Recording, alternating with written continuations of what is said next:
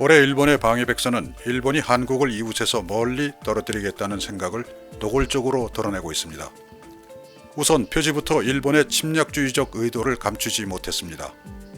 분홍색 바탕에 후지산을 배경으로 하면서 벚꽃을 강조했습니다. 어떻게 보면 평화롭게 보이지만 그들의 생각을 들여다보면 아니오시다입니다. 세상을 온통 붉은색, 즉 일본에 가까운 색깔로 물들이겠다는 음흉한 의도가 엿보입니다. 왜냐하면 일본은 2년 전에도 세계를 향해 후지산과 벚꽃으로 세상을 덮어버리겠다는 야욕을 숨기지 않았습니다. 일본은 자기 나라에 입국하는 다른 나라 사람들의 여권에 입국 확인서를 붙여줍니다. 그런데 2018년부터 확인서의 문양이 후지산과 벚꽃이 들어있는 디자인으로 바뀌었습니다. 그리고 이번에 나온 방위백서의 표지를 그와 비슷한 디자인으로 만들었습니다.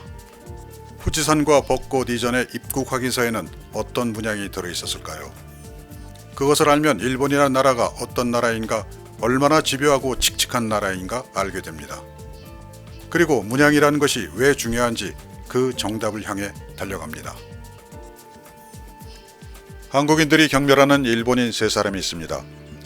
임진왜란을 일으킨 풍신수길 도요토미 히데요시, 조선을 점령하고 조선 사람들을 핍박한 이등방문 이토 히로부미, 그리고 아직도 정신을 못 차리고 한국을 못살게 울고 있는 안배진삼 아베 신조입니다. 그들에게 미운 털이 박힌 데는 다 이유가 있었습니다. 그들의 미운 털 박힌 공통점을 시간을 따라 살펴보니 도요토미 히데요시에서 출발하여 이토 히로부미를 거쳐 오늘날의 아베 신조의 일본에 이르기까지 조금도 변함없이 이어져온 그들의 검은 속셈이 오동나무 아래 웅크리고 숨어있는 것이 밝혀져 충격을 던지고 있습니다. 반성을 모르는 일본의 유전자는 하루 이틀에 만들어진 것이 아니라 진짜 오래전부터 그들의 피와 살과 영혼에 뒤섞여 변할 줄 모르는 속성을 지니게 되었습니다. 임진왜란을 일으켜 조선의 이루 말로 다할 수 없는 고통을 안겨준 도요토미 히데요시는 자기가 저지른 잘못에 대해 반성도 못하고 죽었습니다. 하늘은 그에게 반성할 기회조차 주기 아까운 인물로 여겼는지 자기가 벌여놓은 전쟁도 마무리 짓지 못한 상황에서 목숨이 끊어졌습니다. 도요토미의 집안은 흔적도 없이 사라졌고 도요토미의 무덤은 폭탄으로 파괴되었습니다. 천벌을 받은 것이죠. 1885년 일본의 초대 내각 총리가 되어 일본을 근대 국가로 만드는 제국주의 헌법을 시행시킨 이토 히로부미는 정말 침략을 위해 태어난 악한이었습니다.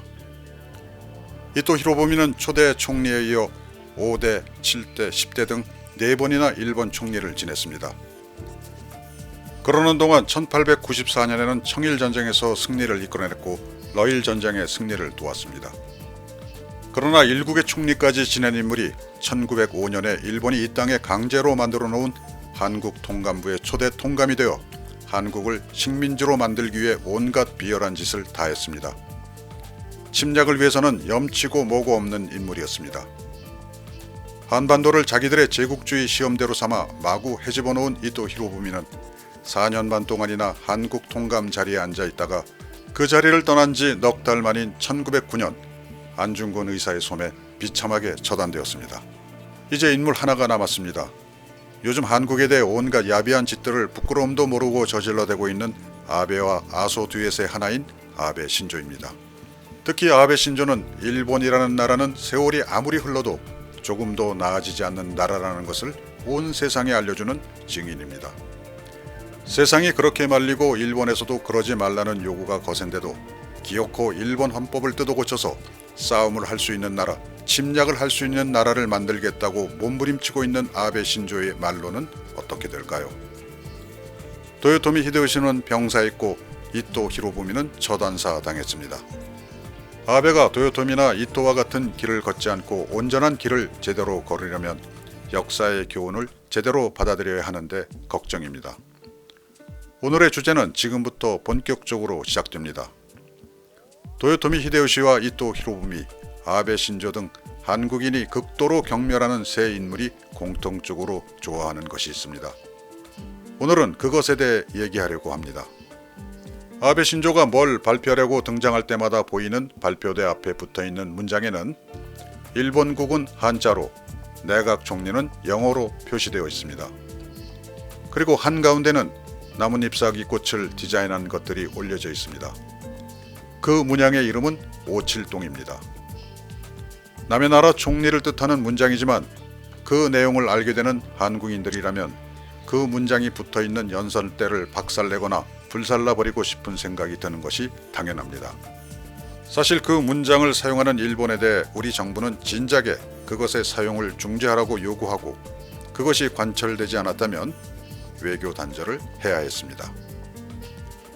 임진왜란 때 이 땅에 일본군이 쳐들어오면서 앞세웠던 오동나무 문양 깃발. 이토가 총리가 되어 조선 땅을 집어삼키며 여기저기 붙이고 있던 오칠동 그 문양. 아베가 한국에 대해 온갖 찌질한 것을 결정할 때마다 앉아있던 의자에 붙어있는 오칠동 문양을 우리는 그게 뭔지도 모르고 바라만 보고 있었습니다.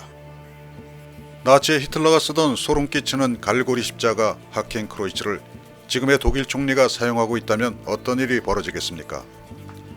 나치는 10년 조금 넘게 발광하다가 사라졌지만 일본의 침략 근성은 몇백 년째 계속되고 있습니다. 우리는 그런 일본에 대해 너무 점잖게 대했습니다. 우길기가 지니고 있는 침략 근성의 깊이는 오칠동에 비하면 세 발의 피입니다. 그런데 왜 일본 총리를 상징하는 문장이 문제가 되는지 알려드리겠습니다. 일본 총리 관저 홈페이지에 그 문장과 관련된 질문이 올라와 있고 관저 측에서는 친절하지만 알맹이 없는 답변을 늘어놓고 있습니다. 오칠동 문양의 유래나 도안의 의미에 대한 질문에 총리 관저의 대답은 황당하기 짝이 없습니다. 그 문양이 일본 정부에서 폭넓게 사용되고 있지만 유래에 대해서는 분명하지 않고 그저 과거부터 사용되는 것을 이용할 뿐이라는 대답입니다. 그러면서 오동은 참깨과에 속하는 식물이다. 오동은 예로부터 귀하게 여겨지던 식물이다. 일설에 의하면 사과천왕 때부터 사용되었다는 얘기를 들었다는 것입니다. 또 메이지 정부에서 옷에 그 문양을 사용한 적이 있고 훈장에도 그 문양을 썼다. 지금도 총리 관저의 초대장이나 식기와 의자에 부분적으로 사용하고 있다는 정도로 얼버무리고 있습니다. 도요토미 집안의 문장이며 메이지 정부에서 사용한 것에 대해서는 입을 꽉 다물고 있습니다. 반성을 모르는 속성이 그대로이며 침략 근성을 감추고 있는 것도 그대로입니다. 오칠동이란 오동나무꽃 문양의 대표적인 것으로 석 장의 오동나무 잎사귀 위에 한가운데는 7개의 오동나무꽃, 그 좌우에 각각 5개의 오동나무꽃을 배치한 도안을 말합니다. 오동나무는 고대 중국에서도 봉황이 머무는 나무라고 여겨 신성하게 취급되었습니다. 이런 풍습이 일본에 전해져 서기 800년경부터 왕실에서 이용되었습니다.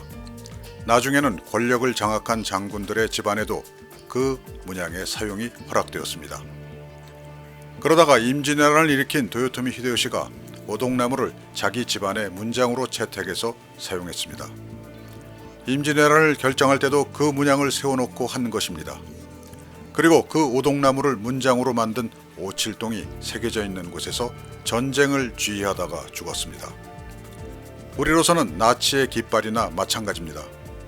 그런데 도요토미 히데요시가 자기 집안의 문장으로 사용한 오칠동이 현재 총리실에서 사용하는 것과 똑같은 것입니다. 또 메이지 정부가 세워지고 나서 첫 총리가 된 이토 히로부미는 대륙 진출의 야욕을 갖고 있었습니다. 이토는 그때부터 300여 년 전인 1592년 조선을 억누르고 명나라를 침공하겠다는 야욕을 지닌 도요토미의 분신이나 다름없었습니다. 이토가 주물렀던 메이지 정부는 도요토미 집안의 문장을 메이지 정부의 문장으로 선택했습니다. 일본에는 그 수를 헤아릴 수 없을 만큼 많은 문장이 있습니다. 문장이 없는 집안은 집안 취급도 받지 못했습니다. 우리 눈에는 문장에 미친 사람들로 보일 정도였습니다. 그 많은 것들 가운데 하필이면 왜 도요토미 히데요시의 것을 써야 했는가는 이상하기 짝이 없는 노릇입니다. 도요토미 히데요시를 본받아 대륙으로 침략하겠다는 깊은 뜻이 담겨져 있던 것입니다. 그리고 정말로 메이지 정부는 힘이 생기자마자 대륙 침략에 나섰습니다. 일본왕 메이지가 왕으로 있을 때 청일전쟁, 러일전쟁, 대만 침략, 조선 침략이 이루어졌습니다. 오동나무 문양인 오칠동 문양을 앞세워서 도요토미 히데요시처럼 침략을 일삼았던 것입니다. 그런데 일본은 태평양 전쟁에서 원자폭탄을 2대나 맞고도 오동나무 사랑을 끝내지 못했습니다. 대일본 제국에서 오늘날의 일본으로 바뀌었지만 오칠동을 총리와 내각을 상징하는 문장으로 쓰는 것은 바뀌지 않았습니다. 침략을 멈추지 않겠다는 뜻이었습니다. 총리와 내각에서만 쓰는 것이 아닙니다. 오칠동 침략 문양은 메이지 때 금화에도 쓰였고 지금의 500엔짜리 동전에도 들어가 있으며 일본의 높은 훈장에도 들어갑니다. 총리실의 연설대뿐만 아니라 상패나 관저의 비품에도 사용되고 최근에는 재해 지역을 방문할 때 총리가 입은 작업복에도 그 오칠동 문양을 집어넣어 침략 근성을 되새기고 있는 모습입니다. 또 황실경찰본부나 법무성은 오칠동보다 덜 화려한 오삼동을 상징 문양으로 사용하고 있으며 과거 일본 국유철도의 모자와 기차에도 오동나무 문장이 붙어 있었습니다. 게다가 2018년 봄까지 일본에 입국하는 다른 나라 사람들의 여권에도 오동나무 문양이 그려진 입국 확인서를 붙였습니다. 외국인들에게도 침략 정신을 전염시키려는 뜻이었을까요? 그게 잘 되지 않았는지 지금은 후지산과 벚꽃 문양의 입국 확인서를 붙여주고 있습니다. 일본은 털면 터는 대로, 뒤지면 뒤지는 대로 이상한 것들이 쏟아져 나오는 정말 이상한 나라입니다. 몇백 년 전에 써먹었던 수법이나 해괴한 생각을 오늘에 되살려 다시 써먹는 괴상한 나라입니다. 그래서 일본을 잘 살피면 걱정할 것이 없지만 조금만 방심하면 뒤통수에 망치가 날아든다는 것이 오늘의 오동나무에 관한 결론입니다.